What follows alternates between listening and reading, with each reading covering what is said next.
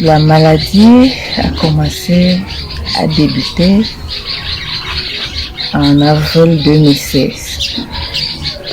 Un jour, j'étais comme ça, j'ai seulement palpé mon sein et subitement, je me suis rendu compte que j'avais une boule au niveau du bas de mon sein.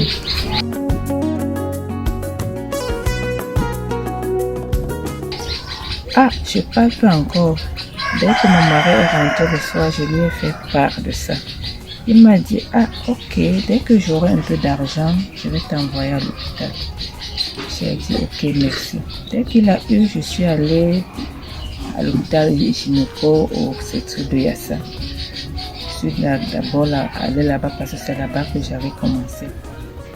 J'ai fait la mammo, j'ai fait tout ce que le médecin demande de faire, j'ai fait tout. Je suis allée retirer mes examens. C'est là où le médecin m'a fait part que j'étais malade.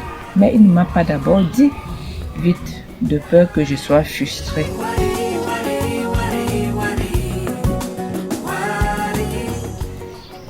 La famille a su après 2 ans que j'étais malade. Tout le monde a posé les mains sur la tête que on ne cache pas une maladie. Si tu caches une maladie, tu vas mourir comme chef. Tu n'as pas cherché à être malade. Personne n'a jamais cherché à être malade. Ça ne se vend pas. Parce que si la maladie se vendait, personne ne devait être malade. C'est là où ils m'ont beaucoup remonté. Beaucoup. Et dit merci à Dieu que vraiment Dieu est grand.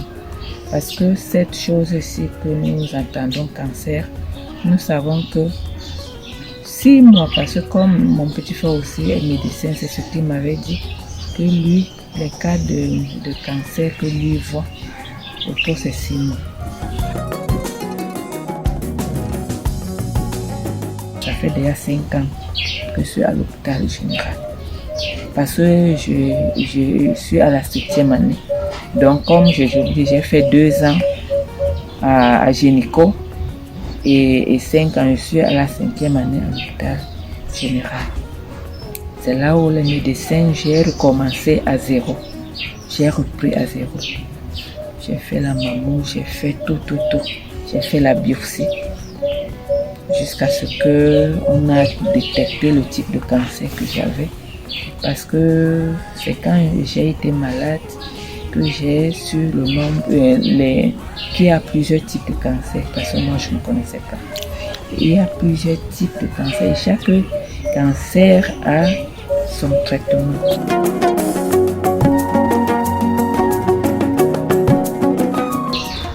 On m'a apputé après avoir fait 6 séances de chimio, donc après 6 mois. La vie d'une personne qui vit avec le cancer, c'est très simple.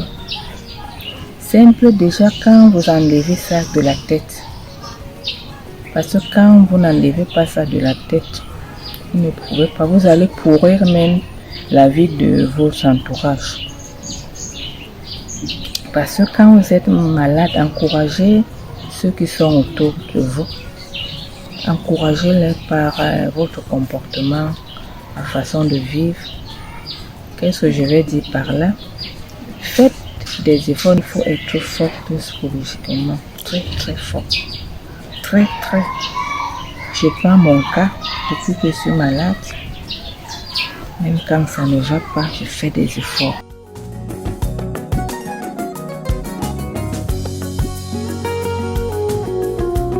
Quand vraiment on m'a opéré le bras ici, parce que ça a toujours tendance que c'est lourd.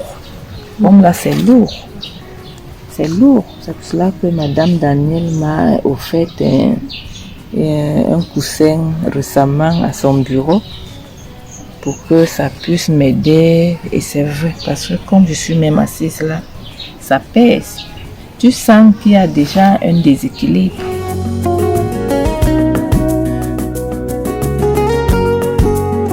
Donc c'est vraiment quelque chose qu'on ne peut pas éviter. Oui, on ne peut pas. Les regards des gens seront toujours,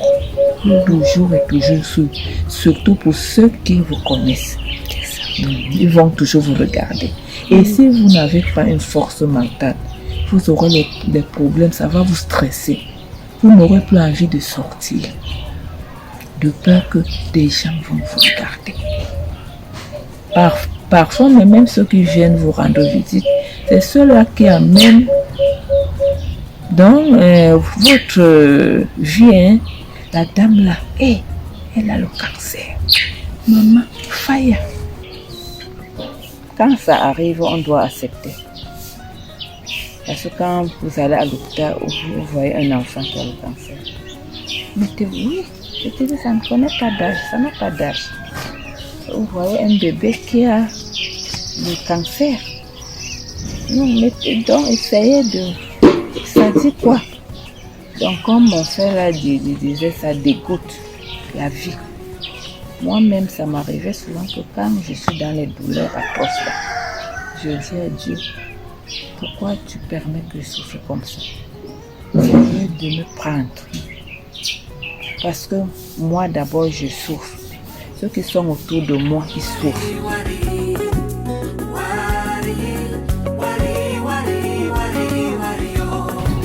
Bon, je l'encourage parce que c'est pas facile. C'est une maladie un peu à tirer les cheveux sur la tête. Quand vous confrontez une situation pareille, ça vous amène à mieux réfléchir et à voir si c'est vous à la place de cette personne, comment pourrez-vous vous comporter.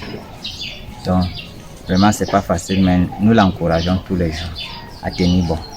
Parce qu'elle n'est que la seule qui peut porter sa croix. Personne d'autre, elle ne pourra donner à une autre personne. Quand nous sommes ensemble, elle a un peu plus de courage. Mais quand elle est seule, c'est pas facile. Parce qu'à un moment donné, on se dit que ça ne vaut même plus la peine d'être sur cette terre. Pas d'appétit, tu tues des nourritures, donc tu deviens comme une femme enceinte. L'eau ne passe pas dans la bouche alors qu'on nous demande de boire beaucoup d'eau. Pendant que tu as fait la chimiothérapie, tu bois des litres d'eau, même 3 litres par jour. Et quand vous allez tôt, si moi, comme j'avais découvert ça tôt et que je négligeais ce que je ne vis plus, bien sûr, regardez 7 ans, mais j'ai espoir que je vais vivre même à 100 ans. Je dois toujours sortir avec mon parapluie, toujours et toujours. Toujours et toujours, parce qu'il faut éviter le soleil. Le soleil n'est pas évident pour les malades de cancer. Et surtout, quand même on a déjà amputé, qu'on est amputé ou pas, le cancer est l'ennemi du soleil, c'est ce qu'on nous a dit.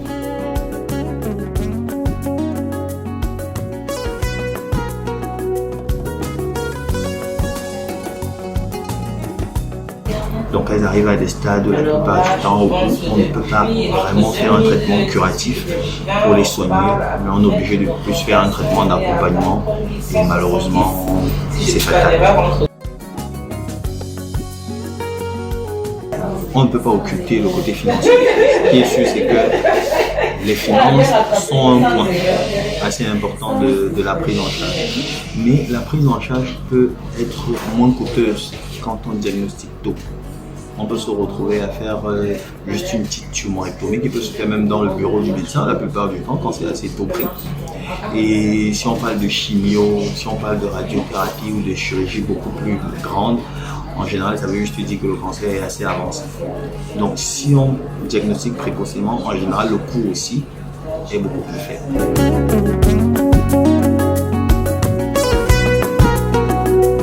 L'autopalpation mammaire, c'est en 3 étapes principalement. La première étape, c'est de regarder ce qu'on appelle l'inspection pour voir s'il y a un changement au niveau de la coloration du sein. La deuxième étape, c'est de palper pour voir si on ressent une boule. Par moment, il y a des femmes qui ont des seins qui sont plutôt volumineux, plutôt denses. Mais ce qui est dense, ça peut être le tissu mammaire ou la graisse. Ce qui fait que quand on palpe de façon comparative, c'est-à-dire on palpe à gauche, on palpe à droite, si en palpant à gauche et à droite, on se rend compte que ce qu'on ressent à gauche, on le ressent à droite, ça veut dire qu'il n'y a pas de souci.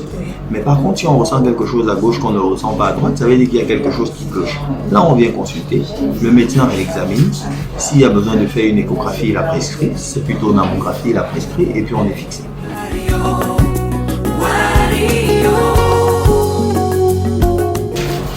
Le seul conseil que je donne à toutes les femmes camerounaises, c'est d'apprendre l'autopalpation mammaire, de s'approprier l'autopalpation mammaire et d'être capable de l'enseigner à quelqu'un d'autre.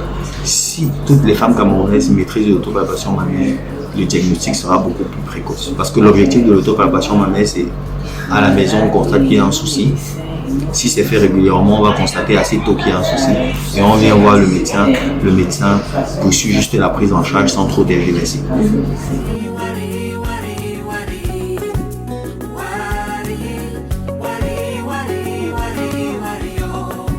Nous sommes assez satisfaits de cette 4e édition. Nous souhaiterions, au-delà de la marche rose Douala, déjà aller peut-être sur d'autres villes à Yaoundé, mais pourquoi ne pas, autant pour moi, faire la marche rose dans toutes les villes du Cameroun. Les malades du cancer du sein sont ça pour la plupart du temps pris en charge dans les villes de Douala et de Yaoundé en général, mais il faut savoir qu'aujourd'hui, quand on parle de la marche rose dans le monde entier, d'Octobre Rose, autant pour moi, c'est dans toutes les villes. Donc pourquoi ne pas, la sensibilisation devrait pouvoir se faire aussi dans d'autres villes du Cameroun, et c'est définitivement l'objectif de la marche rose, c'est de sensibiliser toutes les personnes qui résident au Cameroun à travers notre événement. Mais nous avons également pour ambition de soutenir les malades à travers la distribution de coussins cœur qui sont thérapeutiques, mais également de paniers roses qui comportent des produits qui peuvent aider à la reconstruction de l'épiderme et du système immunitaire après avoir subi sa chimiothérapie. Lorsqu'on a subi une ablation du sein, on a retiré les ganglions lymphatiques et le coussin cœur va permettre donc de relâcher les tensions post-chirurgicale, empêchant ainsi la formation d'un œdème sur l'avant-bras, et ça soulage énormément tout en rééquilibrant les deux bras chez la personne qui a subi une ablation. Donc ça apporte aussi un coussin cœur qui a la forme d'un cœur, qui est le symbole de l'amour, mais c'est surtout avant tout à usage thérapeutique.